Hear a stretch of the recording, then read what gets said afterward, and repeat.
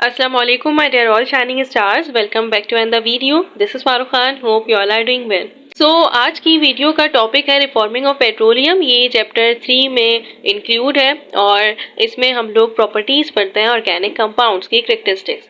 Reforming of petroleum ये असल में एक प्रोसेस होता है सिमिलर टू क्रैकिंग। क्रैक से निकला है और आपको पता होगा कि क्रैकिंग में हम स्प्लिटिंग करते हैं लार्जर मॉलिक्यूल्स की इनटू स्मॉलर मॉलिक्यूल्स। क्रैक से निकला है और लार्जर मॉलिक्यूल्स होते हैं उनकी वोलेटाइल नेचर, जो वोलेटाइल फ्रैक्शन होती है वो लेस होती है, वोटेलिटी कम होती है, जबकि जो स्मॉलर मॉलिक्यूल्स होते हैं उनकी वोलेटाइल नेचर ज़्यादा होती है, लार्जर वोटेलिटी होती है। तो हम ये क्रैकिंग करते हैं in the presence of high temperature and pressure, in the absence of oxygen and in the presence of catalyst. तो ये क्रैकिंग होती है। रिफॉर्मिंग भी एग्जैक्टली सेम है। इसमें हम कन्वर्जन करते हैं अल्केन की, लाइक स्ट्रेट चेन अल्केन की इनटू ब्रांच चेन अल्केन। जैसे यहाँ पे आप देख सकते हैं, यहाँ पे एन ऑक्टेन को, ये स्ट्रेट चेन है, इसको हम in the presence of catalyst हम कन्वर्ट कर रहे हैं आइसो ऑक्टेन में। तो ये प्रोसेस क्या है? ये प्रोसेस है रिफॉर्मिंग, कि वो स्ट्रेट चेन को ब्रांच चेन में कन्वर्ट कर रहा है।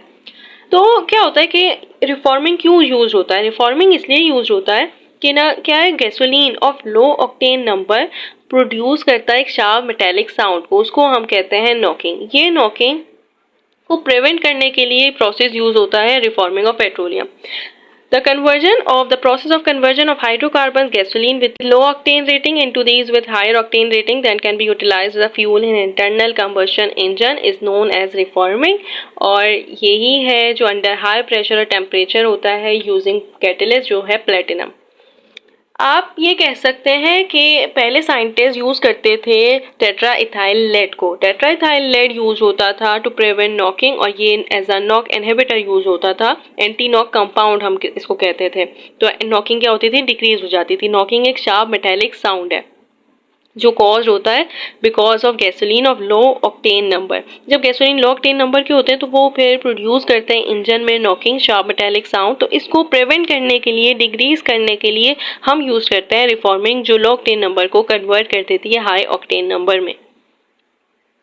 तो यही है कि नॉकिंग प्रोड्यूस करता है शार्प मेटेलिक साउंड को। इसको हम इसकी वजह से क्या होता है कि ऑक्टेन नंबर होता है जिसकी वजह से हम क्वालिफाई कर सकते हैं कि फ्यूल की एबिलिटी क्या है, वो कितनी ज़्यादा रेसिस्ट कर सकता है नॉकिंग को ड्यूरिंग कंबशन।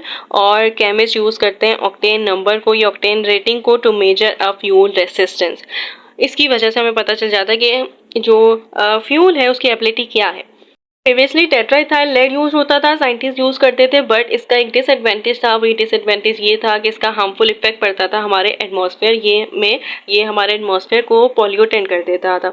इसकी वजह से साइंटिस्ट ने डेवलप किया एक प्रोसेस जिसको हम रिफॉर्मिंग कहते हैं। ये ऑल्टरनेट है TEL के टेट्राइथाइल लेड C2H54PB, और रिफॉर्मिंग कन्वर्ट करता है लो ऑक्टेन नंबर को into higher octane fuel gasoline.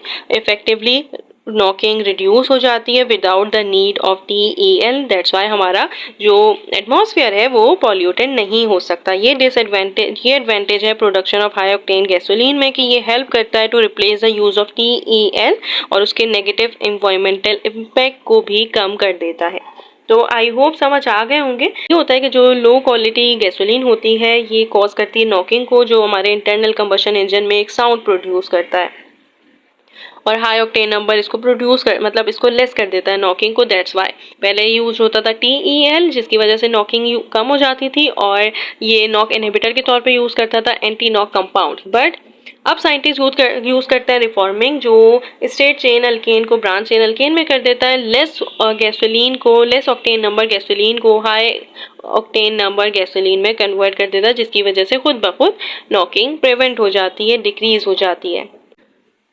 इंशाल्लाह नेक्स्ट वीडियो में हम लोग कैरेक्टरिस्टिक्स ऑफ ऑर्गेनिक कंपाउंड्स भी करेंगे।